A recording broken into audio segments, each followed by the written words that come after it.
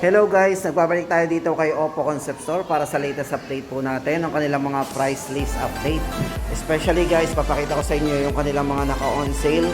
Like ito guys, tuloy-tuloy pa rin yung promo ni si Reno 11 5G. Ito, kung mga naghahanap dyan ng 5G, ito naka-sale po siya, naka-price drop ng 2,000. Yan, from 24,999 ngayon po ay 22,999. Ito pong si 11 5G. Tapos guys, ito, check po natin yung iba pa. Yan guys, ito yung bago po nila. Ito, maganda dito guys, may bago na silang release dito, Oppo A60. Ayan. Ito maganda pala dito, ito yung bago nila. Oppo A60 Pass Military Grade Shock Resistant Test. So, ibig sabihin po nito, napakatibay po nito pagdating sa mga drop test. Ayan, sa mga bagsakan. Ito guys, worry free tayo dito, accidentally mahulog. Yung bago nilang release ngayon na Oppo A60. Ito guys, para sa dalawang variants, unahin na po muna natin yung kanilang latest model. Ito guys, para sa isang variant po nito, yan, 9,999 para po sa kanyang 8GB RAM 128. At yung isa po, 11,999 para po sa 8GB RAM 256GB. May dalawang colors po tayong pagpipilian dito guys, isang blue and midnight purple. Ayan. So ito yung blue. Ito guys, silipin na rin natin yung kanyang specs and parameters. So yung mga highlights po nito, naka-military grade, shock resistant, 45 watts, Superbook Plus charge. Then sa camera guys, meron siyang 50 megapixel para sa kanyang ultra clear dual camera. So may mataas na volume na rin po ito guys. Malakas yung volume nito kasi naka 300% volume mode. So ito guys, pasok to sa sa kanilang mga mid-range. Check po natin yung camera ng bago. Guys, check natin yung camera niya.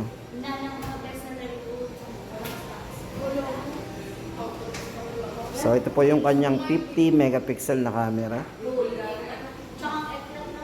Linaw din. So ayan guys, sa mga naghahanap ng latest model ni Oppo, ito po yung bago nila, Oppo A60. Ayan. So no worry tayo, ma-aksidente mabitawan yung phone, matibay po yan. Yun po yung kanyang special features. So special features po ito ng Oppo A60. Then guys, ito next nating papakita sa inyo, update naman tayo kay Oppo A78 para sa latest price update po natin. Ito po 12,999. Yan, for Oppo A78 guys, ito ay naka 67 watts Superbook charge na din. 5,000 mAh large battery at naka 8+8 gig RAM po yan. So meron siyang maximum RAM na 16GB RAM, 256 po internal storage. At yung display po guys nito is naka full high definition AMOLED display na rin. So napakabibid ng display.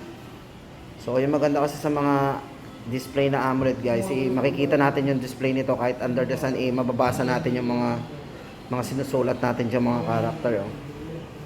So naka AMOLED display. Ito guys, wala kasi dito nakalagay na chipset. So check natin yung chipset para mayroon tayong Ito po yung ating chipset, naka Qualcomm Snapdragon 680 octa-core. Ayan. Kasi ito, balikan ko lang pala yung bago nila, yung A60. Check po natin yung kanyang processor din. Ayan, ito po yung processor naman para dito kay Oppo A60. Ayan, hindi natin na ipakita sa inyo. Kasi ito, bali ay naka Qualcomm Snapdragon 680 octa-core chipset. Yan po yan. Okay. Ito guys, para sa latest update natin dito kay Oppo A78, 12,999. Bali guys, ito ay naka 256GB internal storage. At ito po ay 4G LTE. Yan. Tapos sa mga naghahanap naman dyan ng mga budget phone dito kay Oppo guys, ito yung kanilang Oppo A18. Ito guys, naka 5,000 mAh large battery na din. Pagdating sa screen guys, ito napaka-smooth na rin kasi naka 90Hz na rin po yung refresh rate ng kanyang screen. So naka sunlight display po to. At meron tong 36 months fluency protection din. So yan, yung magbabago yung performance ito kahit mga 3 taon na. Yan, yun po yung maganda sa kanilang budget phone. Ito guys, para sa latest price update natin, ito po yung variant. So 4,399 meron po silang para po sa kanilang 64 gig RAM. Ayan, meron siyang 8 gig RAM maximum na 64 gig internal storage, 4,399. At para po dito sa kanilang 128 gig, ito po ay 5,499. Oppo A18. Guys, tandaan natin, ito yung pinaka-budget phone nila. Tapos tuloy-tuloy tayo guys, ito naman, Oppo A58. Para sa latest update po natin, guys, ito ang gandang hawakan ng likod nito, si Oppo A58. Tingnan nyo, naka-curve po yung likod niya, tapos makinis. Dito guys, bali ito ay merong maximum RAM na 12 gig, 6+6, 128 internal storage. Para po sa presyo nito, 8,999. Yan, naka full high definition display na rin po to. With sunlight display. Para po sa camera guys, ito meron siyang 50 megapixel sa mga mahilig mag-camera dyan. Yan. Portrait camera, so kompleto.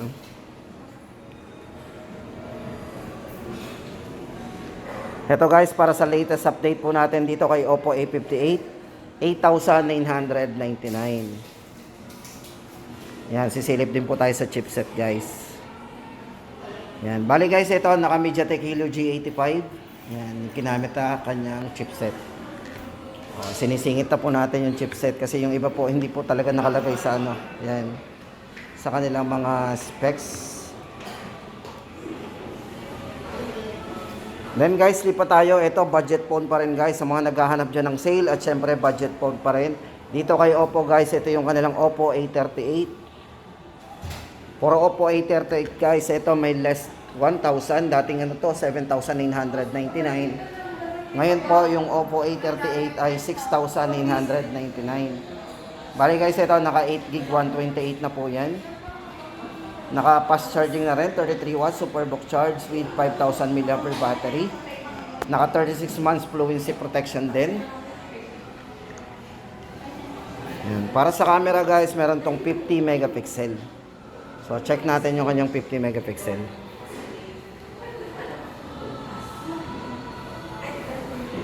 Then check po natin yung kanyang chipset. Ito na. Chipset. Yan, check po natin yung chipset nito sa mga nagtatanong dyan ng chipset. Yan. Ito guys, naka MediaTek Helio G85 din. Yan. Pwede rin ang pang game yan kahit budget phone. Yan guys, ang update natin, Oppo A38, naka less 1,000 po yan. 6,999 na lang. Then guys, ito naman kumustahin natin si Oppo A77s. Guys, ito yung naka-leather yung likod Ito yung naka-fiberglass leather design. Ito para sa latest update po natin dito po sa kanila, price po nito ay 12,999. Sa mga naghahanap pa po ng Oppo A77s. May maximum RAM po siyang 13 gig RAM na 8+5. 50 megapixel AI dual camera at naka 33 watts pa superbook charge na din. Diba?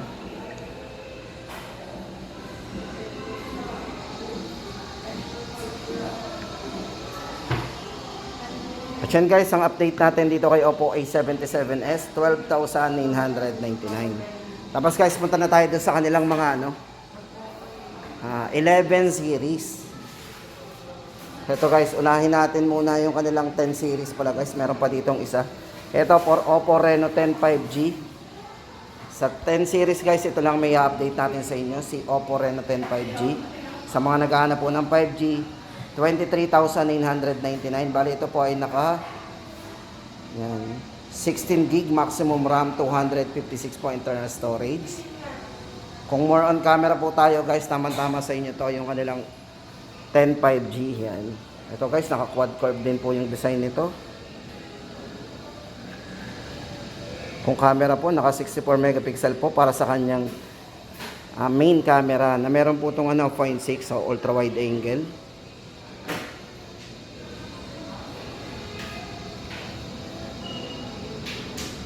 So up to 4K resolution naman po pagdating sa kanyang video. Yan, napakalinaw. 120 Hz na rin po yung refresh rate nito guys. Yan. At pagdating sa charging, 67 watts, Superbook charge na din. Para po sa latest price update natin guys, sa mga naghahanap dyan ng Reno 10 5G, 23,999. Tapos guys, ito na, punta na tayo dito sa kanilang 11 series. Ito 11 series guys, ito Oppo Reno 11F 5G. Yan, ito guys yung may AI eraser. Ito pa yung special features po ng kanilang 11F 5G. Ito po yung bago. Meron siyang AI eraser sa camera. Pwede po tayo mag-delete ng mga background natin dyan. Ito guys, para sa latest price update, 18,999. Guys, ito naka IP65 na rin to, water and dust resistant para sa kanyang IP rating. 67 watts Superbook charge na din. Sobrang bilis na nito mag-charge ha. Siguro wala pa isang oras. Then sa camera guys, 64 megapixel para sa kanyang ultra clear triple camera. Check po natin. Pansin nyo guys, ito bali ito ay naka 120 Hz na rin, AMOLED screen. At napakanipis po ng bezel nito, kaya borderless. Yan. Check natin yung camera. Naka wide angle na rin.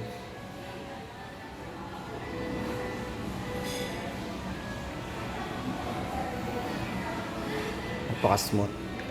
Guys, ito para sa latest update natin, Oppo Reno 11F 5G, 18,999. Tapos guys, ito balikan natin yung naka-sale, ulitin natin. Ito po yung kanilang Oppo Reno 11 5G. Guys, from 24,999, ngayon po ay 22,999 na lang to. Yan guys, sa mga naghahanap ng discounted dito kay Oppo. Oppo Reno 11 5G.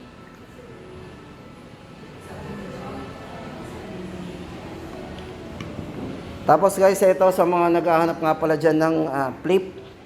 Dito kay Oppo guys, meron dito silang Find Entry Flip. Para sa latest update po natin, same price pa rin guys. Ito yung kanilang Oppo Find Entry Flip. 64,999. Meron po itong maximum RAM na 24GB, 256GB internal storage. Para sa kanyang folding reliable, 600,000 reliable folding certification. At functional cover screen na FlexForm selfie. Kung more on camera, tama-tama sa inyo guys. Ang taas ng camera nito ay triple camera. Meron siyang 50MP, 48 at 32MP para sa kanyang triple camera. 44 watts Superbook charge with 4,300 mAh battery. Ito syempre guys, sa mga gamer, check po natin ang chipset ito. Ito po sa pwede rin mag-game tayo dito eh. Guys, ito ang taas ng kanyang ginamit na na processor. Naka Dimensity 9200. Grabe, ganun kataas yung kanyang yung kanyang chipset.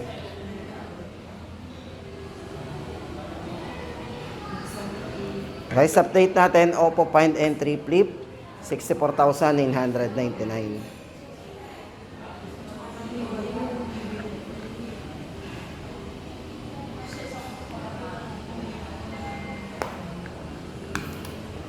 At yung sa lahat guys, ito sale pa rin po to.